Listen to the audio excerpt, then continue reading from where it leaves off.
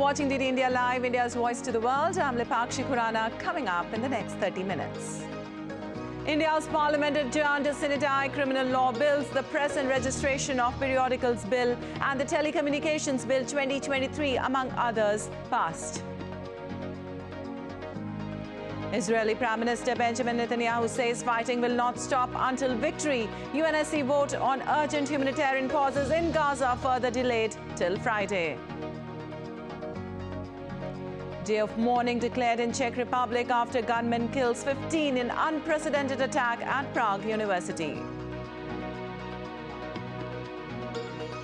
And in sports, India beats South Africa by 78 runs to seal the ODI series to 1. Arshdeep Singh took 4 wickets for India.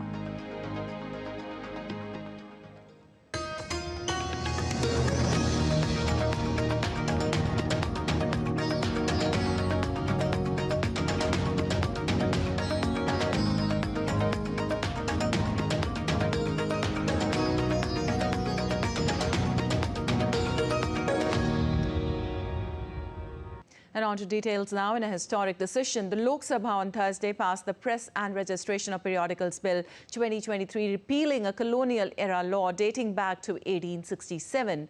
The bill has already been passed by the Rajya Sabha in the monsoon session. The next report tells you all about the significance of this and other bills that have either been passed by one or both houses of Parliament, such as the bills pertaining to reorganization and reservation in Jammu and Kashmir, or those that seek to replace the Indian Penal Code, the Criminal Procedure Code, and the Evidence Act.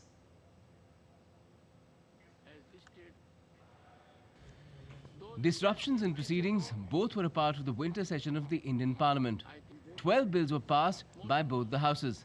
These include the Jammu and Kashmir Reservation Amendment Bill 2023, the Jammu and Kashmir Reorganization Amendment Bill 2023, and the Press and Registration of Periodicals Bill 2023.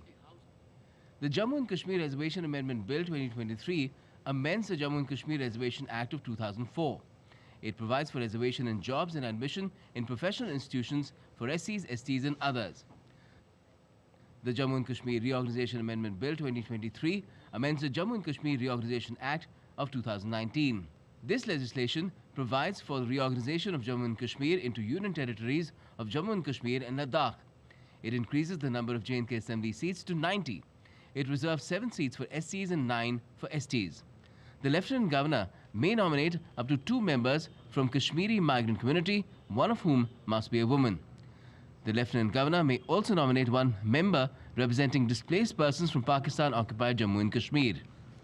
The Jammu and Kashmir Reorganization Second Amendment Bill 2023 reserves as nearly as possible 1/3 of all elected seats in the Jammu and Kashmir legislature for women. The reservation applies to the seats reserved for SCs and STs. The reservation becomes effective once the census is conducted. The reservation will be in place for 15 years. Seats reserved for women will be rotated after each delimitation. The Press and Registration of Periodicals Bill 2023 allows the publisher of a periodical to obtain a registration certificate by filing an online application with the Press Registrar General and specified local authority. It says that terror convicts cannot publish a periodical. Prior approval for reproduction of foreign periodical is required. It also allows for suspension of a periodical's registration under certain conditions. 3 bills to amend the Indian Penal Code, Criminal Procedure Code and the Evidence Act were also passed by the Loksabha. The Rajya Sabha discussed them on Thursday. These are the Bharatiya Nyaya Second Sanhita 2023, the Bharatiya Nagrik Suraksha Second Sanhita 2023 and the Bharatiya Sakshya Second Bill 2023. The Bharatiya Nyaya Second Sanhita 2023 replaces the Indian Penal Code. It adds community service as punishment. Sedition is no longer an offence under this new bill. There's a new offence for acts endangering India's sovereignty. Terrorism has been added as an offence. Organised crime has also been added as an offence. Petty organised crime is also going to be an offence now. The Bharatiya Nyaya Second Sanhita 2023 replaces the Criminal Procedure Code. It mandates forensic investigation for certain offences, trials and proceedings in electronic mode. Electronic devices containing digital evidence have been allowed. Trial and judgment in the absence of the offender has also been allowed. Voice samples can also be collected under the new law. The Bharatiya Sakshya Second Bill 2023 replaces the Indian Evidence Act. The new bill classifies electronic records as primary evidence. The records could include semiconductor or other devices. And secondary evidence also includes oral and written admissions. The Telecommunication Bill 2023 seeks to replace the Indian Telegraph Act 1885 and Indian Wireless Telegraphy Act 1933. The government aims to modernize India's regulatory framework in the digital age through this bill, which empowers the national government to establish rules for the protection of telecommunication networks. Under the Telecommunication Bill 2023, spectrum will be allocated through auction. Interception will be on special grounds. Telecom services can be suspended. Right of way for laying telecom infrastructure is allowed. Measures are there to protect users as well. The Internet and Mobile Association of India lauded the government's efforts and expressed happiness over the exclusion of certain services. The bill excludes email, internet-based communication services, broadcasting services, machine-to-machine communication services, and over-the-top or OTT communication services. Gautam Roy, DD India. Well, many important bills were passed by the lower house of India's parliament, that is the Loksabha, and the upper house of the Rajyasabha on the last day of the winter session. The Loksabha passed a bill related to the appointment of election commissioners by a voice vote, while the Rajyasabha passed the Telecommunication Bill 2023 after a discussion. The ayes have it, the ayes have it, the ayes have it, the bill is passed.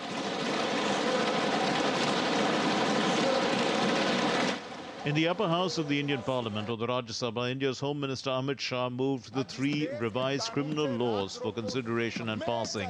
The bills were passed with a voice vote. हमने कहा था मान्यवर न्याय मिलने की गति बढ़ाएंगे, कानूनों को सरल बनाएंगे, कानूनों को भारतीय बनाएंगे और न्यायिक एवं न्यायालय प्रबंधन व्यवस्था को सुदृढ़ बनाएंगे।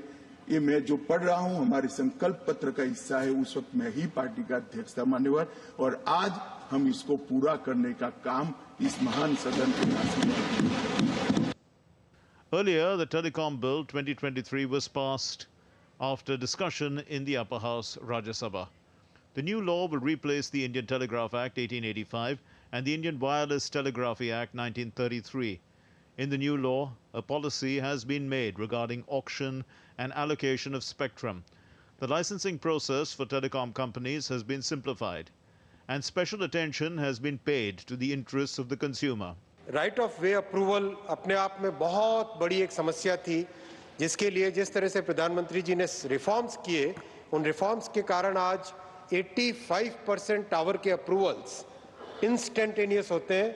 एंटर का बटन दबाते हैं कंप्यूटर पे और टावर की परमिशन मिल जाती है। एवरेज जो 230 दिन लगते थे आज मात्र 10 दिन लगते हैं। अध्यक्ष जी, इस तरह के कई सारे रिफॉर्म्स हैं जिसके कारण आज टेलीकॉम सेक्टर को विश्व भर में पहचान मिली है। India's Information Broadcasting Minister Anurag Singh Thakur moved the Press and Registration of Periodicals Bill 2023 for consideration and passing. The bill was passed in the lower house through voice vote. पिछले 10 वर्षों में पुराने संसद भवन हो या नया संसद भवन, इनमें गुलामी की मानसिकता से बाहर निकलकर नए भारत के लिए नए कानून बनाने का जो शानदार काम हुआ है, सबसे पहले तो मैं प्रधानमंत्री मोदी जी को उसके लिए धन्यवाद देना चाहता हूं और आभार प्रकट करना चाहता हूं सभी माननीय सांसदों का। उसी दिशा में आज मैं भी आप सबके सामने press and registration of periodicals bill 2023 को लेकर आया हूं। ये बिल भी गुलामी की मानसिकता से बाहर निकलकर नए भारत के लिए एक नया कानून लाने का कार्य हमने किया है। Earlier, the lower house passed the Chief Election Commissioner and other election commissioners Bill 2023 after discussion. जो सुप्रीम कोर्ट का फैसला था उसके तहत ही ये बिल लेकर के आपके माध्यम से हम सदन में उपस्थित हुए हैं, इस महान सदन के समक्ष। इसलिए ये कहना कि सुप्रीम कोर्ट ने कुछ और कहा था और आप कुछ और कर रहे हैं, हम सुप्रीम कोर्ट के डायरेक्शन के अनुसार ही ये बिल लेकर के आए हैं, जो 2 मार्च 2023 का जो सुप्रीम कोर्ट का फैसला था। After the bills were passed, both the houses, Indian Parliament, were adjourned sine die on Thursday. I'm sure I am not alone in expecting 2024 will be a different year in a sense that will continue wholesomely for the prosperity of Bharat, and this House plays a constructive role in delivering so. Prime Minister Narendra Modi met Loksabha Speaker Om Birla, Defence Minister Rajnath Singh, Parliamentary Affairs Minister Prahlad Joshi and other leaders on the last day of the winter session of Parliament.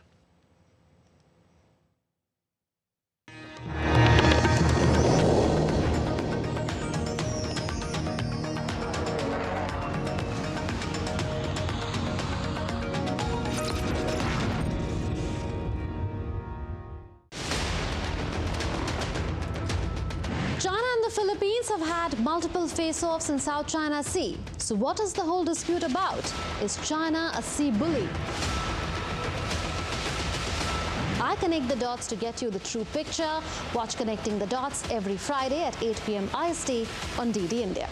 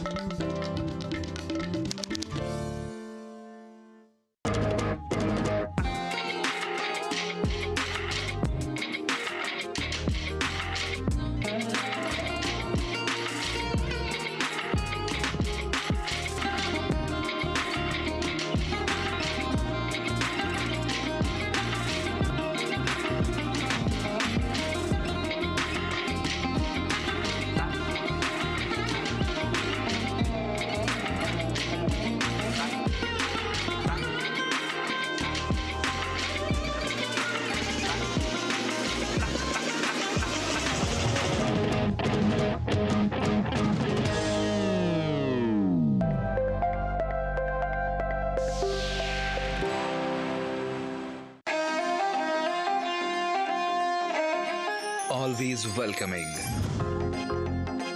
The vibe of Punjab is larger than life.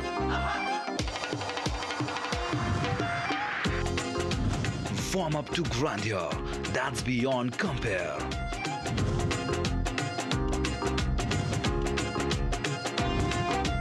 And history that's dotted with tales of bravery. Smiling soul of India, where music, art, cuisine and culture comes together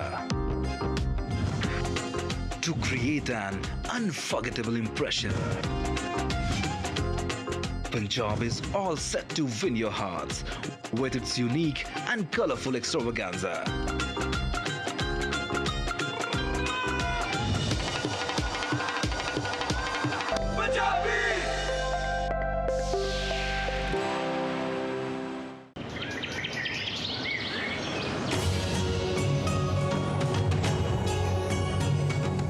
Welcome to a happy place.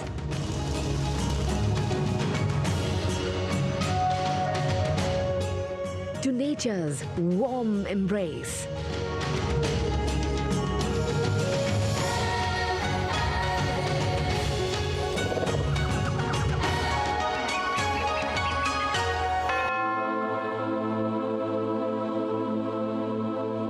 Witness the power of faith, fruits of hard work, and protectors of Mother Earth. Unique in every way.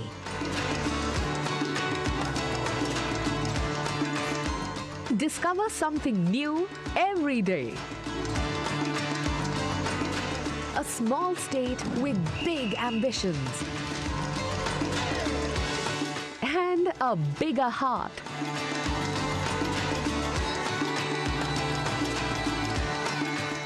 Mizoram welcomes to love, laughter, and celebrations.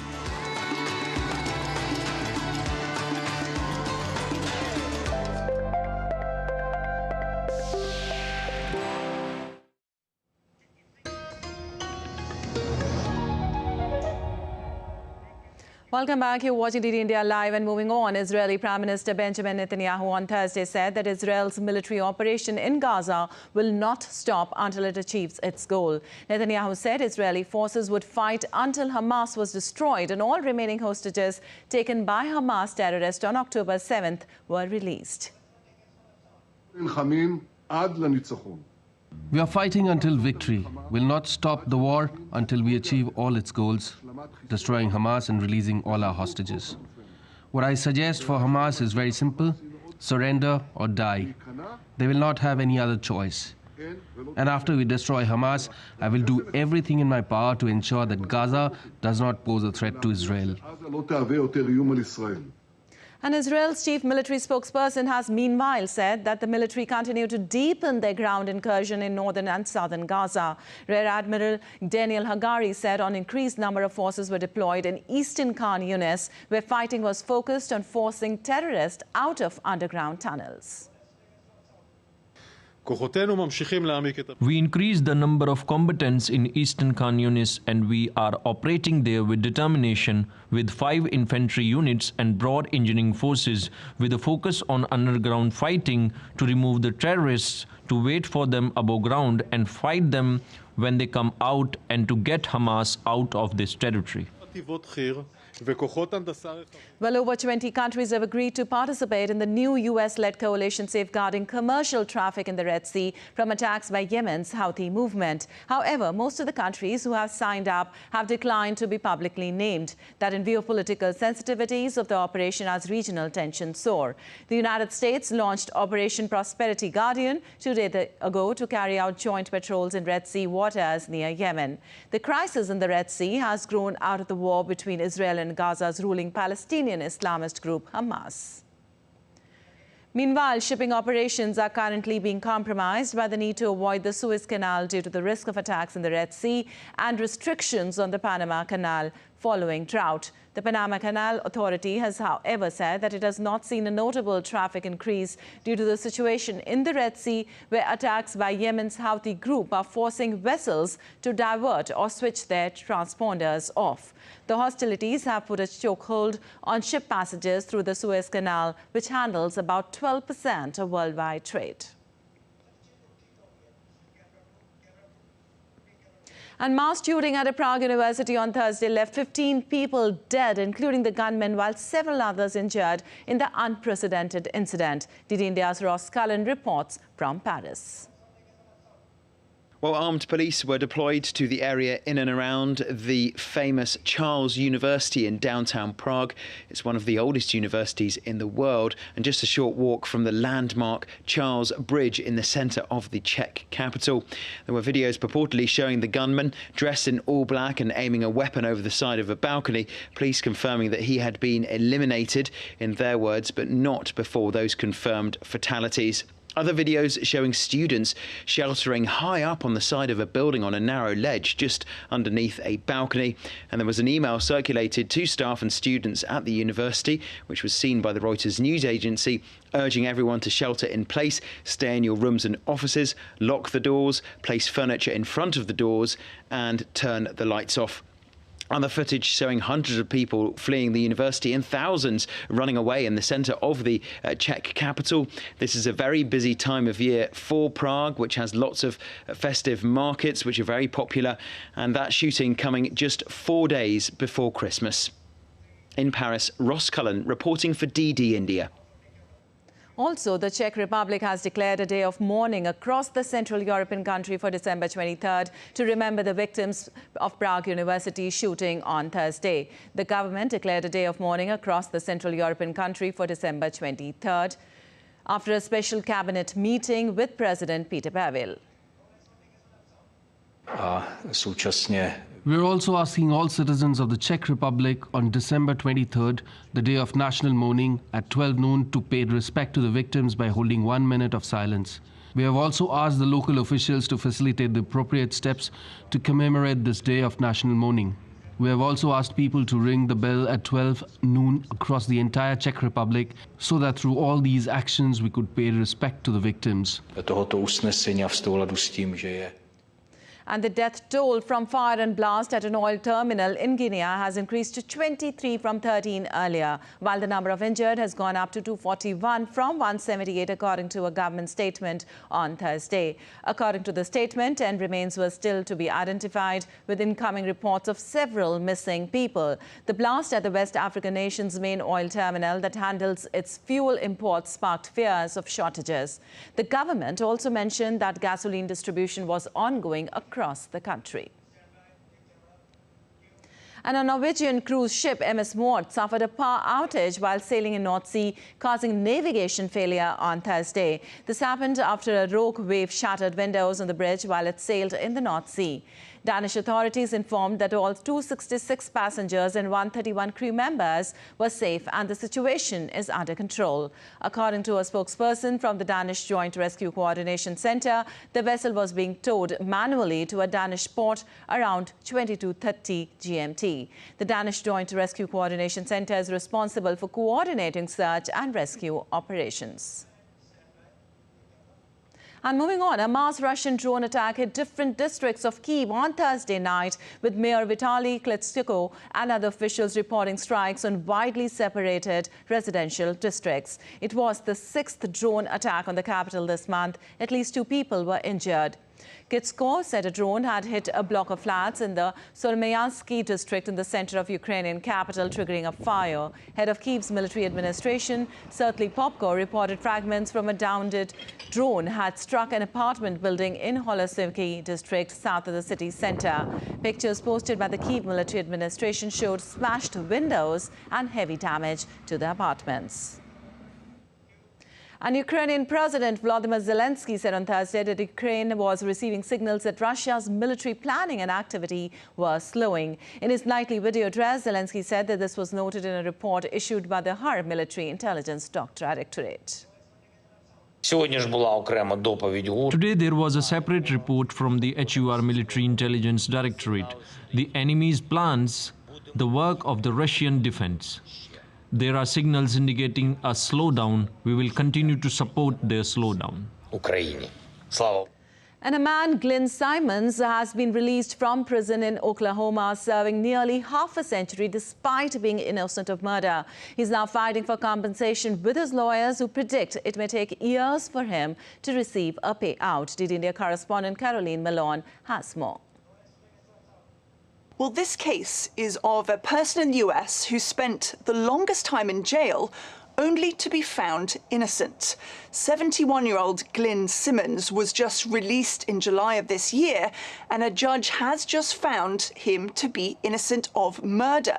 He was convicted in 1975 when he was just 22 years old. He spent more than 48 years in prison and just got bail a few months ago. He was declared innocent after a review of the case and the evidence by a judge in Oklahoma. They decided that some evidence wasn't given to his defense lawyers that included police reports that had witnesses possibly identifying other subjects. Well, Simmons said after he was released that this has been a lesson in resilience and tenacity, and that nobody should tell you that things like this can't happen, because they really can. Very optimistic for someone that spent, nearly 50 years in jail.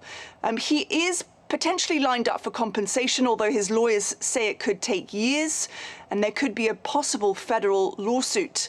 He, for the moment, is having to survive off donations, having spent most of his life in jail and not able to make a living for himself.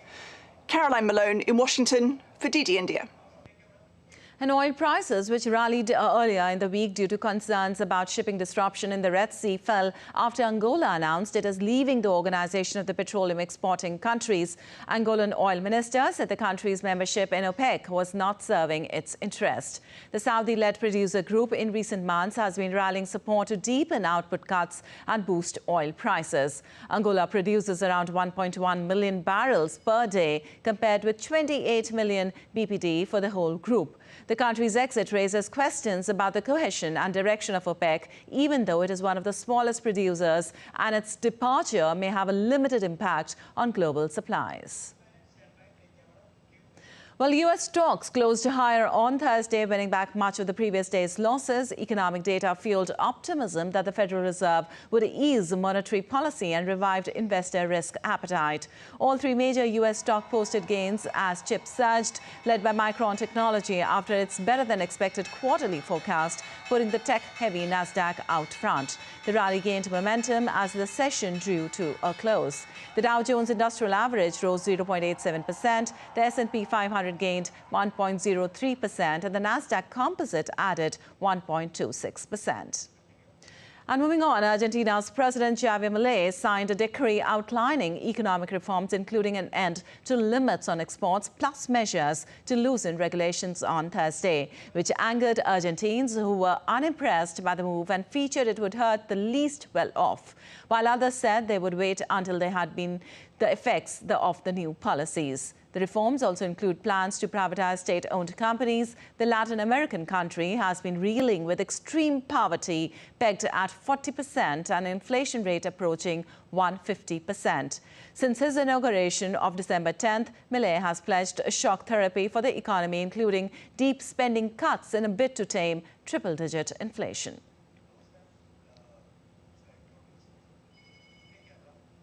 And news from the world of sports now. India defeated South Africa by 78 runs in the third and final ODI of their three-match series in Prague. The win helped India clinch the series 2-1. Chasing the set target of 297 runs to win, South Africa were bowled out for 218 in 45.5 overs. Despite a knockoff, 81 runs by Tony De Zorzi. Meanwhile, Arshdeep Singh took 4 wickets for the visitors. Washington Sundar and Avesh Khan scalped 2 dismissals each. And the Indian women's hockey team wrapped up their Five Nations tournament, Valencia 2023, with campaign with a 2-1 against Ireland. India started the game on the front foot, with Deepika slotting the ball into the back of the net to give India the lead earlier in the first quarter. Sangeeta Kumari scored in 22 minutes to give India a further lead, while captain Catherine Mullen scored the only goal for Ireland. And the European clubs that proposed forming the breakaway league, which sparked widespread protest among angry fans, had been threatened with sanctions by UEFA if they went ahead with the plan, leading to 9 clubs pulling out.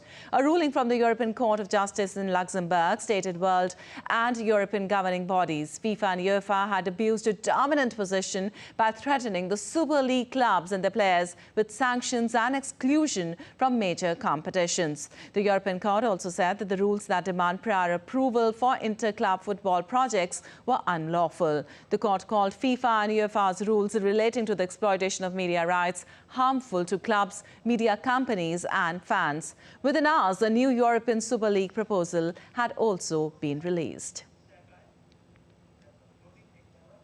Well, that's all for this edition of DD India Live. Well, let us know your thoughts on the news of the day. You can connect with us on Facebook X, formerly known as Twitter and Instagram. We'll be back with more news as it breaks here on DD India. I'm Lipakshi Kurana from all of us here in Delhi. Thanks for watching DD India Live.